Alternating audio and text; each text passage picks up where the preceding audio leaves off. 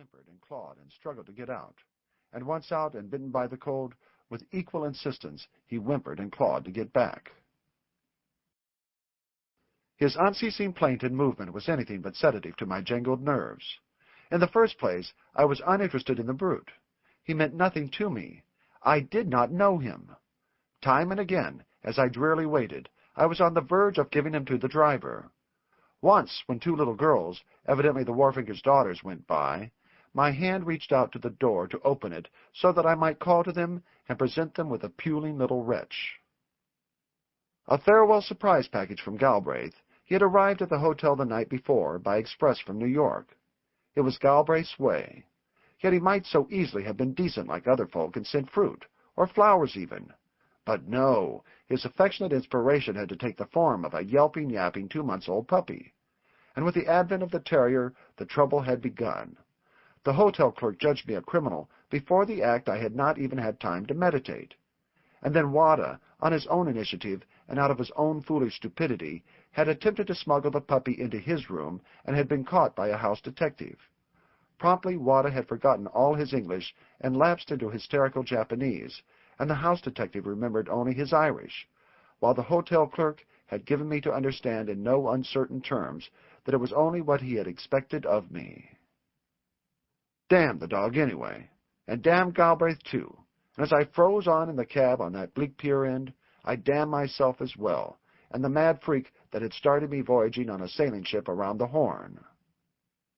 By 10 o'clock, a nondescript youth arrived on foot, carrying a suitcase, which was turned over to me a few minutes later by the wharfinger. It belonged to the pilot, he said, and gave instructions to the chauffeur how to find some other pier from which, at some indeterminate time, I should be taken aboard the Elsinore by some other tug. This served to increase my irritation. Why should I not have been informed as well as the pilot? An hour later, still in my cab and stationed at the shore end of the new pier, the pilot arrived. Anything more unlike a pilot I could not have imagined. Here was no blue-jacketed, weather-beaten son of the sea, but a soft-spoken gentleman, for all the world the type of successful businessman one meets in all the clubs. He introduced himself immediately, and I invited him to share my freezing cab with Possum and the baggage.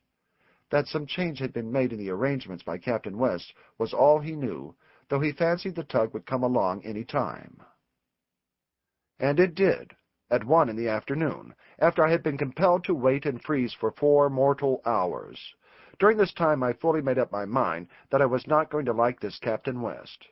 Although I had never met him, his treatment of me from the outset had been, to say the least, cavalier.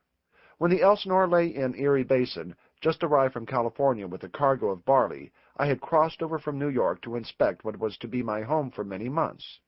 I had been delighted with the ship and the cabin accommodation. Even the stateroom selected for me was satisfactory and far more spacious than I had expected. But when I peeped into the captain's room, I was amazed at its comfort. When I say that it opened directly into a bathroom, and that, among other things, it was furnished with a big brass bed, such as one would never suspect to find at sea, I have said enough. Naturally, I had resolved that the bathroom and the big brass bed should be mine. When I asked the agents to arrange with the captain, they seemed noncommittal and uncomfortable. "I don't know in the least what it is worth," I said, "and I don't care. Whether it costs $150 or $500, I must have those quarters." Harrison and Gray, the agents, debated silently with each other and scarcely thought Captain West would see his way to the arrangement. "Then he is the first sea captain I've ever heard of that wouldn't," I asserted confidently.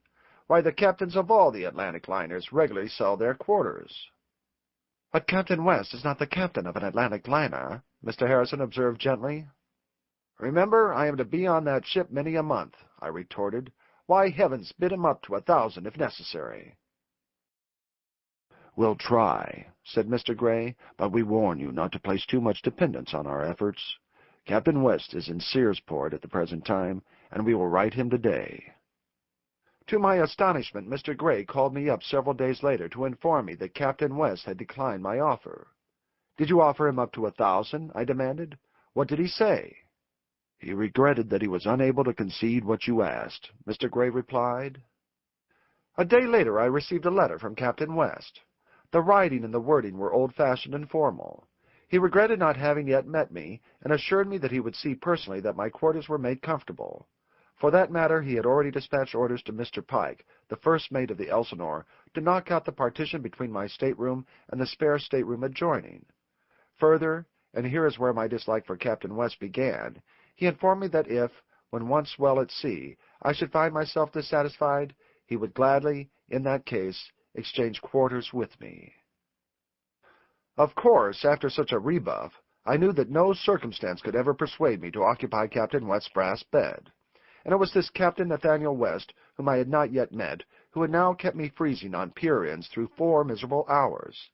The less I saw of him on the voyage, the better, was my decision, and it was with a little tickle of pleasure that I thought of the many boxes of books I had dispatched on board from New York. Thank the Lord I did not depend on sea captains for entertainment. I turned Possum over to Wada, who was settling with the cabman, and while the tug's sailors were carrying my luggage on board, I was led by the pilot to an introduction with Captain West. At the first glimpse I knew that he was no more a sea captain than the pilot was a pilot.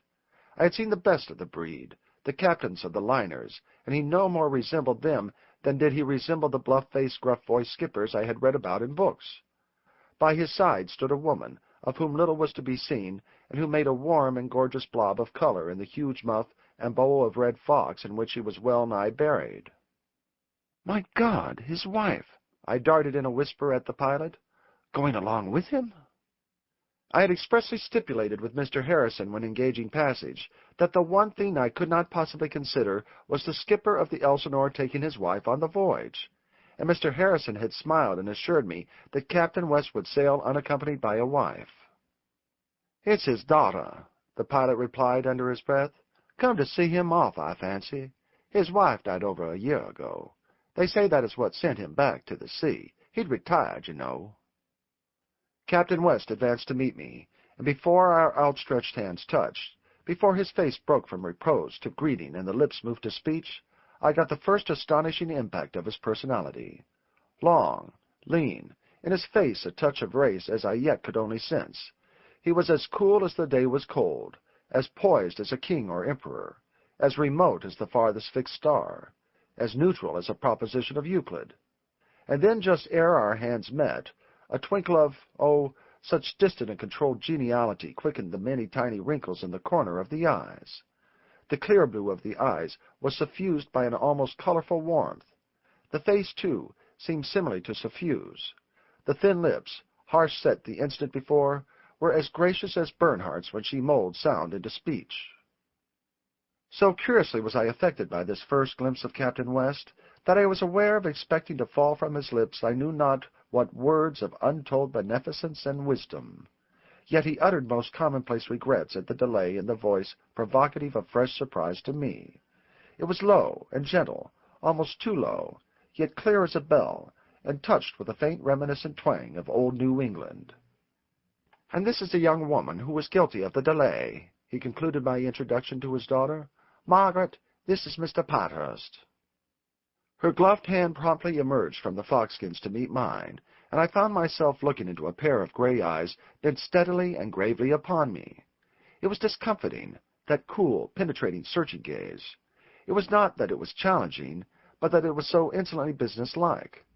It was much in the very way one would look at a new coachman he was about to engage. I did not know then that she was to go on the voyage, and that her curiosity about the man she was to be fellow-passenger for a half-year was therefore only natural.